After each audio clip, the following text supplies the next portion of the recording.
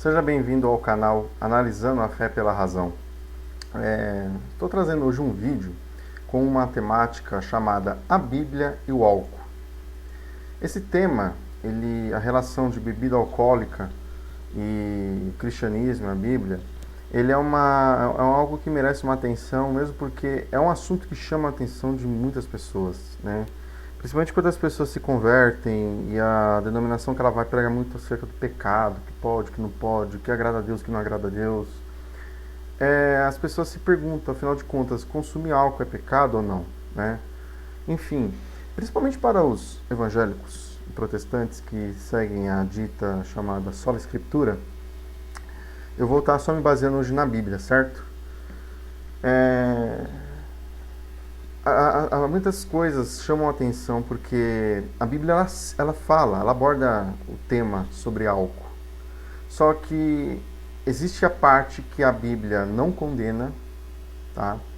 E existem as partes que ela orienta acerca do consumo de álcool e até mesmo proíbe. Então, primeiramente eu quero tratar assim, definir o que é bebida alcoólica, certo? Aqui, ó, aqui no nosso esboço, eu expus aqui uma definição simples, né? Que eu peguei na própria Wikipédia mesmo, tá? Não procurei não me aprofundar muito, que eu também não quero trazer um vídeo complicado. Eu quero trazer um vídeo simples para que quem possa assistir possa compreender, tá? De forma racional, de mente aberta. E ela decide por ela mesma que ela vai seguir ou não. As bebidas alcoólicas, vou ler isso aqui, ó, certo? As bebidas alcoólicas são bebidas que contêm álcool etílico em sua composição, produzido pela fermentação de açúcares contidos em frutas, grãos ou caules, né? Como a cana-de-açúcar. Então, a aguardente, por exemplo, é feita da cana-de-açúcar. O vinho, ele é feito da uva, né? Como todos nós sabemos. E até mesmo frutas como a amora, ela também ela pode fazer fermentação, né? A amarula. Enfim, com outras frutas é possível também produzir licor. Enfim, são diversos tipos de bebidas alcoólicas que nós temos. E o que ela tem em comum vai ser acerca do álcool etílico, certo? Eu vou até aqui, ó, sombrear aqui, para ficar claro. Eu vou trazer um texto, aliás, vou trazer alguns textos, tá? Hoje nesse vídeo eu vou estar lendo bastante a Bíblia, certo? Em primeiro lugar é que onde a Bíblia fala para não consumir álcool, ela proíbe o consumo de álcool ou não incentiva a prática do mesmo. O primeiro texto que eu vou estar trazendo aqui na lista que a Bíblia ela não incentiva o consumo de álcool é um texto aqui em número 6, é um livro de Números, capítulo 6, do verso 1 ao 5. Eu coloquei até aqui a ACF. Essa ACF quer dizer Almeida Corrigida Fiel. Eu vou estar lendo aqui para os senhores. Quem tiver a Bíblia e quiser estar acompanhando, pode ficar à vontade, certo? E falou o Senhor a Moisés dizendo: Fala aos filhos de Israel e diz-lhes: Quando um homem ou mulher se tiver separado, fazendo voto de Nazireu, para se separar ao Senhor, verso 3, ó, de vinho e bebida forte se apartará, vinagre de vinho, nem vinagre de bebida forte não beberá, nem beberá alguma beberagem de uvas, nem uvas frescas, nem seca comerá. Verso 4 diz: Todos os dias do seu nazireado não comerá de coisa alguma, que se faz da vinha, desde os caroços até as cascas. Todos os dias do voto do seu nazireado sobre a sua cabeça não passará navalha, até que se cumpram os dias que se separou ao Senhor. Santo será, deixando crescer livremente o cabelo de sua cabeça. Vamos ler o que é. Eu trouxe aqui uma definição também sobre o que significa o voto de Nazireu, né? Nazireu é uma palavra hebraica que significa consagrado, separado, certo? Dentro da Torá, é o termo que se designa uma pessoa para serviços de Deus.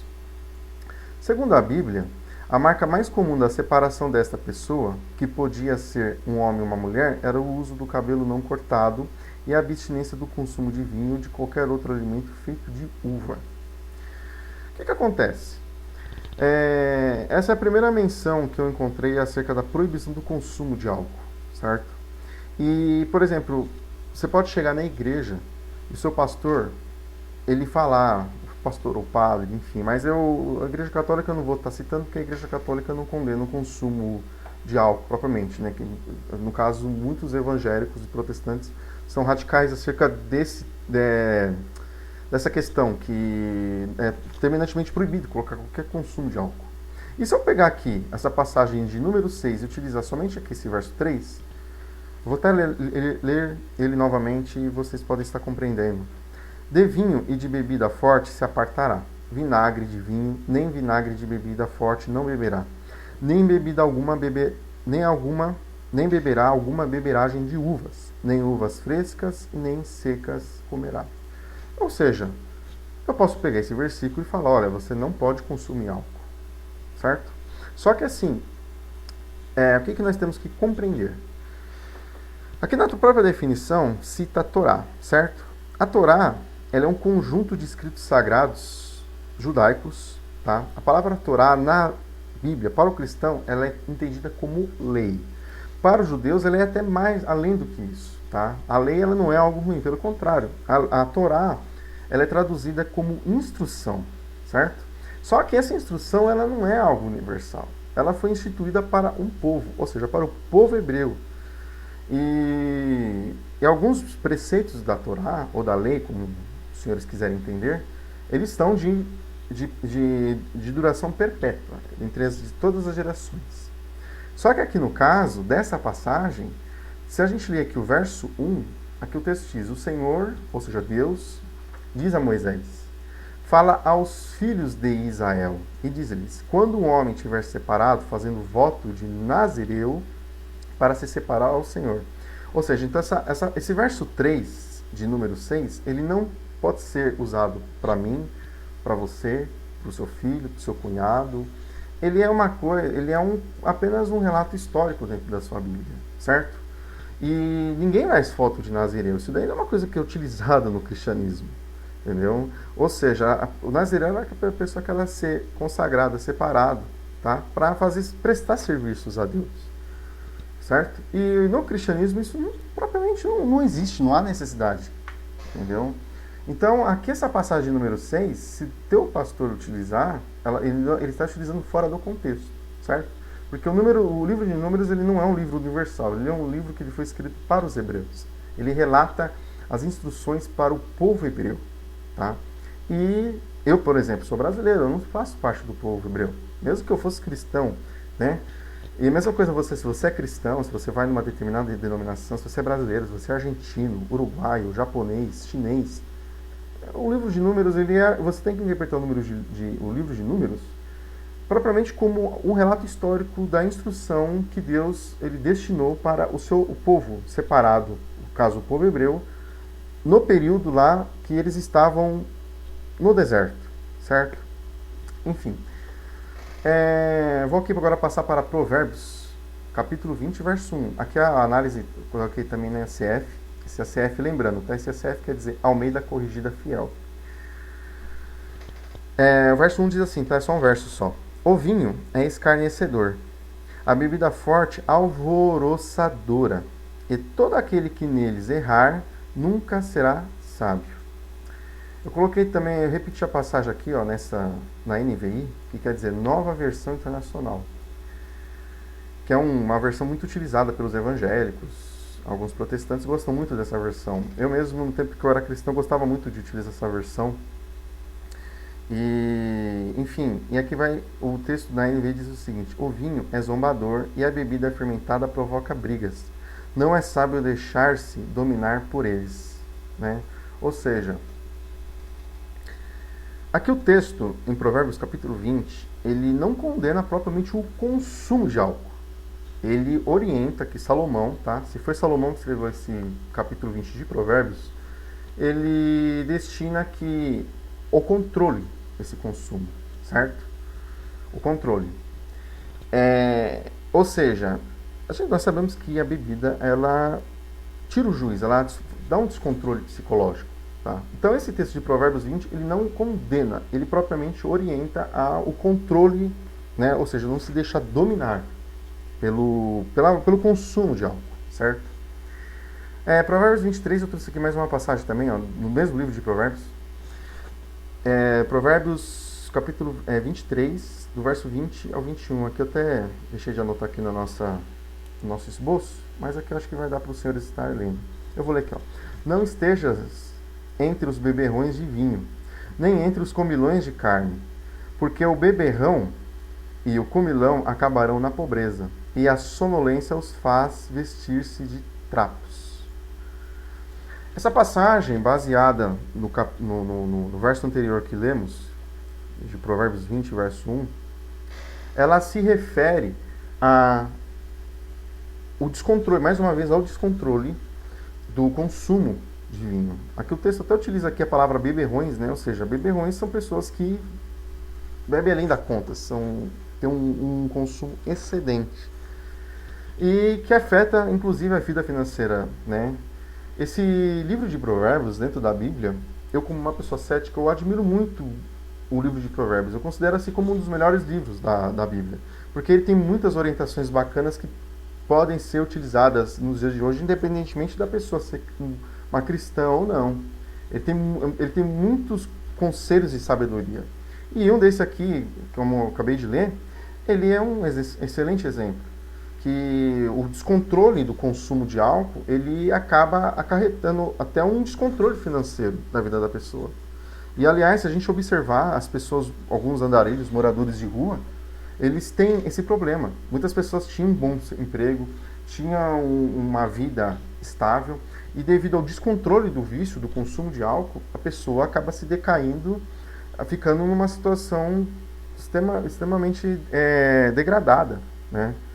E, enfim, assim que também podemos utilizar o exemplo dos entorpecentes, como maconha, cocaína, o êxtase, o crack, que é, sem dúvidas, uma das drogas, um dos entorpecentes mais devastadores que temos, infelizmente, na nossa sociedade.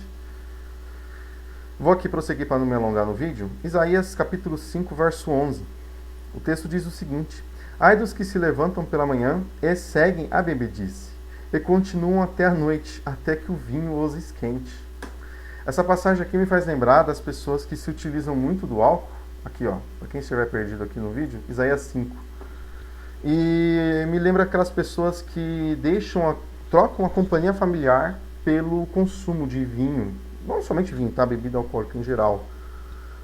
O ambiente familiar, junto com a esposa, junto com os filhos, para ficar num ambiente de bebedice, num ambiente onde, enfim,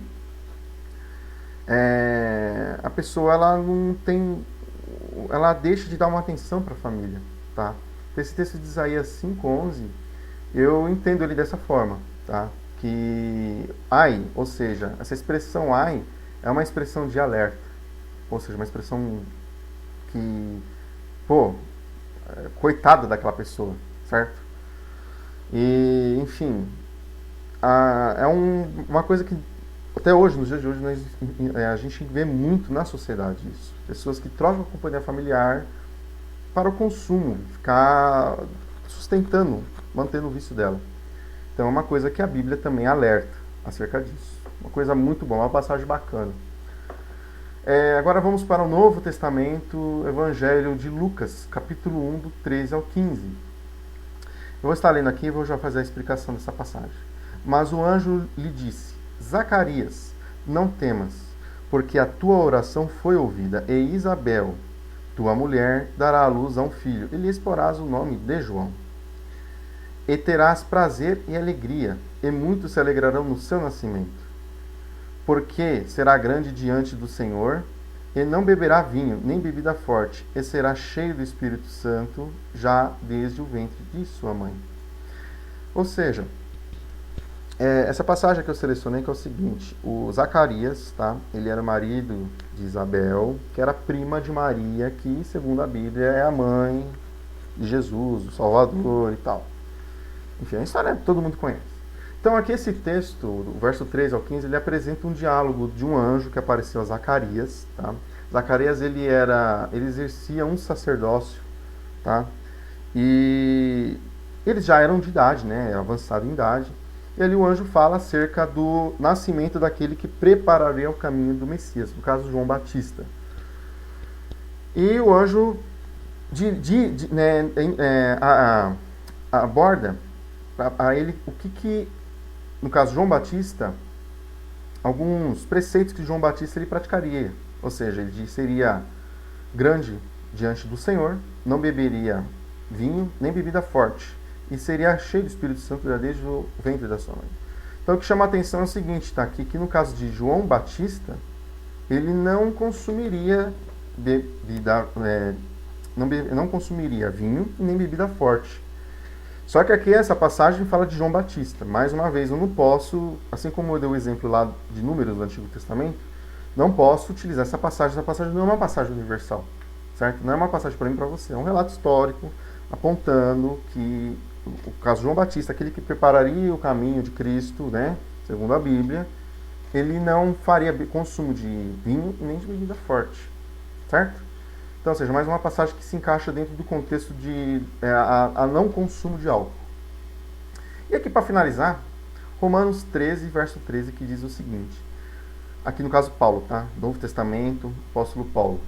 Andemos honestamente, como de dia, não em glutonarias, nem em bebedeiras, nem em desonestidades, nem em dissoluções, nem em contenda e inveja.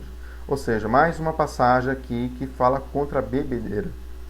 Ou seja, aqui Paulo não está falando para os romanos que eles não deveriam consumir álcool, e sim que não exagerasse no consumo do mesmo, certo?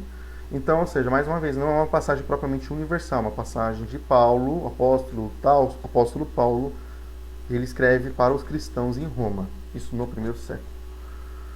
Agora vem uma outra questão da nossa amada e querida Bíblia Sagrada. Lemos alguns textos que falavam contra o incentivo do consumo de álcool. E de personagens, no caso dos nazireus, lá em Números, e de João Batista, no Evangelho de Lucas, no Novo Testamento, que eles não deveriam, de forma alguma, consumir, estariam dentro de um estado que não poderiam consumir bebida alcoólica. Mas, ao mesmo tempo, a Bíblia vai falar sobre o apoio ao consumo de bebida alcoólica. E é esse ponto que a gente vai entrar agora. Eu separei aqui um texto aqui, no livro de Gênesis, tá? O primeiro livro da Bíblia, no capítulo 9, do verso 19 a 25, que fala sobre Noé, depois de sair da arca, de se estabelecer novamente na terra, ele, sua esposa, os 3 filhos e suas 3 noras, que o texto diz o seguinte: e esses foram os filhos de Noé, e desses se povoou toda a terra. E começou Noé a ser lavrador da terra e plantou uma vinha. A vinha, para quem não sabe, é a árvore que dá o vinho. A uva, aliás, melhor dizendo, não o vinho, a uva. E da uva se produz o suco e a fermentação do mesmo se produz o vinho. E bebeu do vinho e embebedou-se e descobriu-se no meio da sua tenda. Ou seja, Noé encheu a cara. Ele encheu a cara, ficou embriagado e descobriu-se no meio da sua tenda. Ou seja, ele ficou pelado, sem roupa. No verso 22 diz o seguinte: e viu Cão, o pai de Canaã, a nudez do seu pai, e fê-lo saber a ambos seus irmãos, no lado de fora. Verso 23: então tomaram Sem e Jafé uma capa, e puseram-na sobre ambos os seus ombros, e, indo virados para trás, cobriram a nudez do seu pai, e os seus rostos estavam virados, de maneira que não viram a nudez do seu pai. E despertou Noé do seu vinho, e soube que seu filho menor lhe fizera. Verso 25. E disse: maldito seja Canaã, servo dos servos seja aos seus irmãos. Então, ou seja, esse texto de Gênesis 9, ele retrata acerca do episódio que Noé vai plantar uma vinha, ele toma o vinho feito das uvas da sua vinha que ele havia plantado após o dilúvio, ele se embebeda, fica nu, e seu filho Cão, ele vê a nudez do seu pai, e Noé, quando despertou do seu vinho, ou seja, passou o seu estado de embriaguez, amaldiçoou seu filho Cão. Essa história é o seguinte, tá, gente? Eu não acredito que aconteceu, tá? Isso aqui não é um relato comprovado pela historicidade. A tradição, ela atribui o livro de Gênesis, né? O livro dos princípios, dos começos, traduzindo para o português, a palavra Gênesis quer dizer princípios ou começos, tá? A tradição atribui esse livro a Moisés. Aqui, esse texto, ele tenta explicar o surgimento do povo de Canaã. Quem que é o povo de Canaã? Eles foram os cananeus, né? Ou seja, o povo de Canaã, que era a terra de um povo que foi inimigo dos hebreus. Então, eu vejo da seguinte forma, que esse texto aqui ele foi criado para justificar o porquê que os hebreus tinham que odiar e combater os cananeus, porque era um povo considerado maldito. Mas aqui, nesse texto de Gênesis, capítulo 9, do 19 a 25, e também todo o capítulo 9, Deus ele não chega e proíbe Noé de beber vinho. Noé, em nenhum momento Noé é condenado a beber vinho. Ou seja, se eu isolar essa passagem, eu tenho uma excelente base para falar que eu posso me embriagar. Eu tenho uma base bíblica, certo? Enfim, como muitos pastores, muitos cristãos gostam de fazer. Isolar o texto bíblico, fugir do contexto, né? Isolar a passagem, retirar o seu contexto e adaptar ela de acordo com o seu interesse, de acordo com a sua conveniência. Ok? Enfim, voltando ao tema do álcool, que eu trouxe agora um texto do Novo Testamento, em 1 Timóteo, capítulo 5, verso 23. E Paulo diz o seguinte a Timóteo: não bebas mais águas apenas, ou só, né? Mas usa de um pouco de vinho, por causa do seu estômago e das suas frequentes enfermidades. Ou seja, aqui Paulo incentiva Timóteo a utilizar um pouco de vinho devido a fragilidades físicas, né, enfermidade. Mas o texto ele é claro aqui, tá? Um pouco de vinho. Esse texto aqui, ó, para o crente malandro, não vale utilizar ele para encher a cara de cachaça, não. Porque, e aqui também um caso isolado, tá? Paulo escreve a Timóteo, é uma carta pastoral pessoal, a carta de Timóteo, certo? Então, Paulo também não está escrevendo nem para mim, nem para você, para o seu pastor, para o seu cunhado, para sua irmã, enfim, para o seu tio, para o seu cachorro, papagaio. Não é uma mensagem universal, tá? É uma carta pastoral e pessoal, certo? E se eu quiser isolar, lembre-se, um pouco de vinho apenas.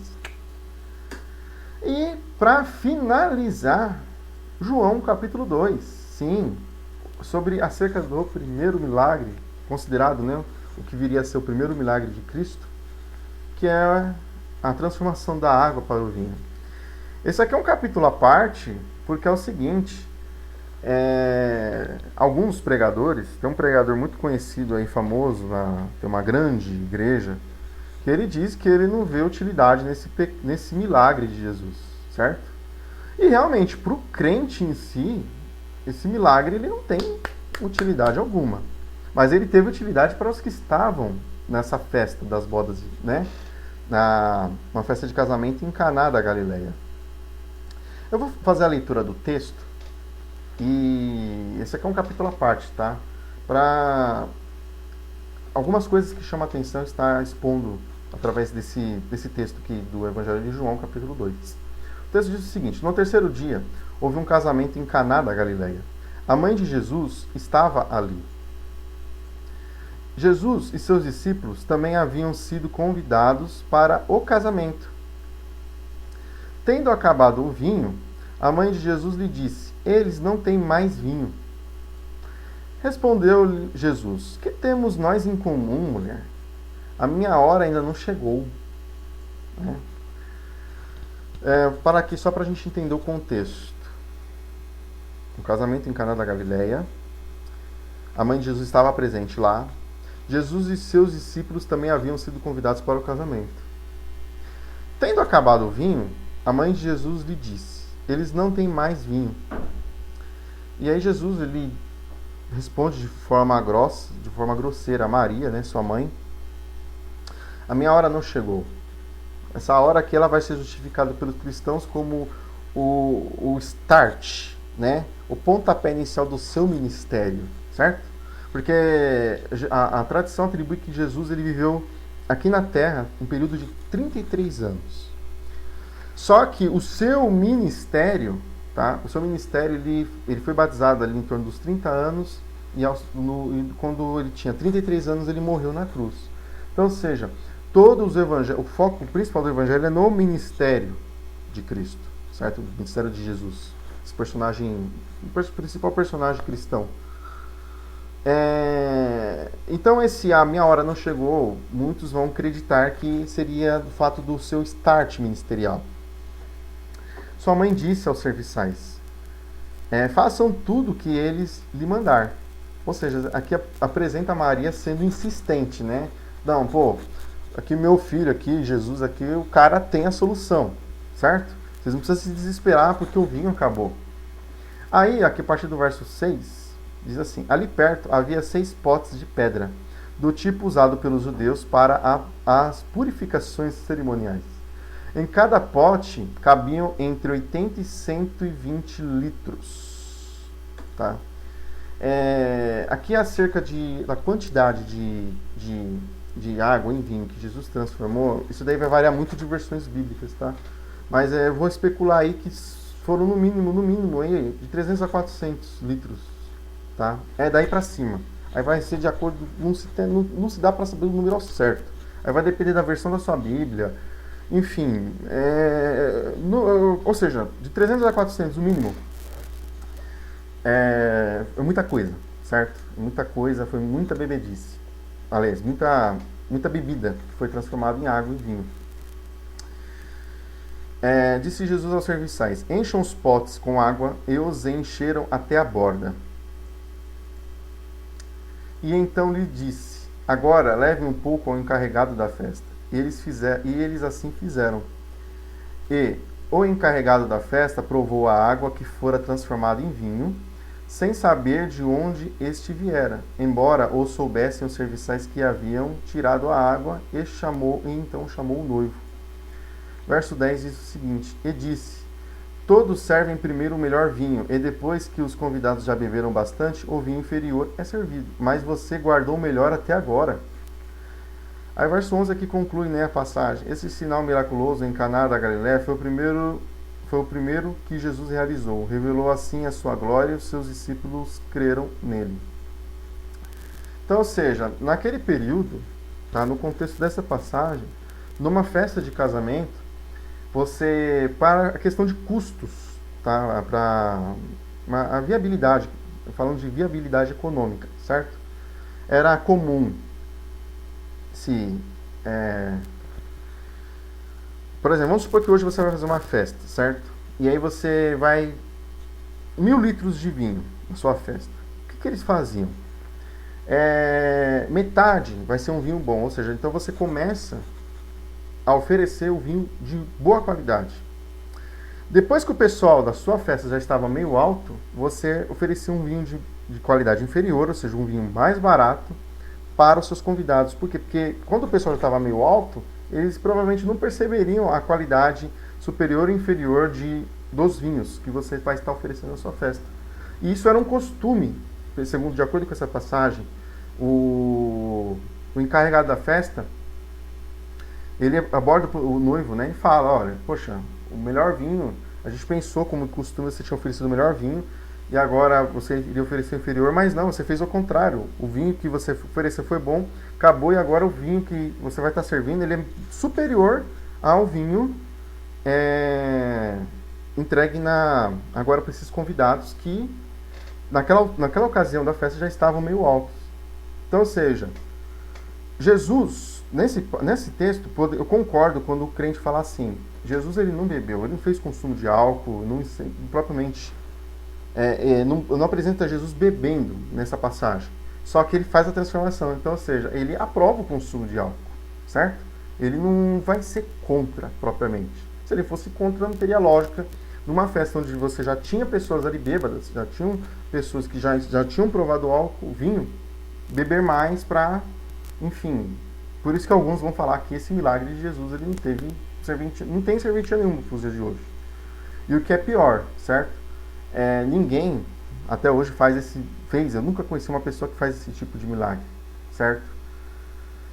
embora Jesus ele tenha deixado com que todos os seus milagres feitos, quem cresce nele faria essas obras e outras maiores faria, né? Mas enfim, nenhum cristão realiza, eu nunca conheci, com a idade que eu tô, algum cristão que transformasse água em vinho.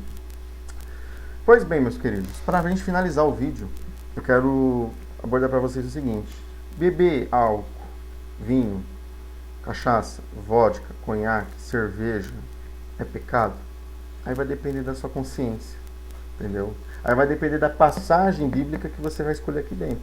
Se você gosta de beber, se você é cristão e você gosta de encher a cara, você vai escolher versículos que apoiam o consumo de álcool, como foi apresentado aqui no vídeo. Se você é moralista ou você considera que o fato de você colocar álcool na boca é pecado, é errado, então você também tem textos para utilizar, certo? Que beber é errado. Aí vai depender de acordo com o que você usa, ou se você depende de um pastor, de um ancião, de um padre, de um apóstolo, de um bispo, a maneira que ele utilizar, você vai abraçar aquilo e vai usar, certo? Mas independente de qualquer coisa, minha opinião pessoal, eu como um cético, eu não bebo, tá? Eu não estou fazendo esse vídeo para incentivar a cristão ou a crente beber, encher a cara, não, de forma alguma. O intuito de fazer esse vídeo, que eu dedico inclusive em especial a um amigo meu, Edgar, que lá de Tocantins, um forte abraço, Edgar. Obrigado pelo seu apoio aí, pelo incentivo e pelos nossos papos. É justamente pelo fato de que a Bíblia ela tem sim contradições, certo? Ela tem sim. Se você falar que não tem, você está querendo se enganar a si mesmo. A Bíblia ela é contraditória sim, certo? Então eu não estou fazendo esse vídeo para incentivar você a beber, mas apenas você refletir. Se você for beber, beba com consciência. Se fazer consumo de álcool te faz bem, pode fazê-lo, mas não exagere. Mas se possível, não beba. Eu particularmente não bebo, não gosto de consumir nada alcoólico. Meu organismo, eu como uma pessoa cética, tá? Eu não tenho conceito de pecado, eu não tenho propriamente o conceito de que beber vai agradar a Deus ou vai desagradar. Eu não tenho esse conceito dentro de mim. Eu não bebo porque eu não gosto, tá? Mas se você beber, para finalizar o vídeo, deixa essa mensagem aqui, ó. Se beber, não dirija. Ou seja, beba com consciência. Se for para uma união familiar, uma união entre amigos, não exagere, procure beber de forma consciente, a ponto de você não perder o controle psicológico, emocional, a ponto de arrumar briga, se tornar uma pessoa chata, ficar falando groselha e besteira na cabeça dos outros. Porque, principalmente para quem não bebe, isso daí é uma coisa super irritante, certo? Finalizo aqui meu vídeo, quero que você que assistiu esse vídeo até o final, se gostou, dá um like no Facebook, se for um like no Facebook ou no YouTube, comente, se você quiser postar um comentário, fica à vontade, uma crítica, um elogio, uma sugestão de novos vídeos. Enfim, é uma análise cética. Existem outras passagens que abordam acerca do álcool na Bíblia, mas não vou expor todas, senão o vídeo ficaria muito longo. E, enfim, e que você busque o conhecimento dia após dia, para que você não fique dependendo dos outros, mas que você possa andar com suas próprias pernas. Porque o conhecimento, ele transforma e ele liberta. Forte abraço a todos.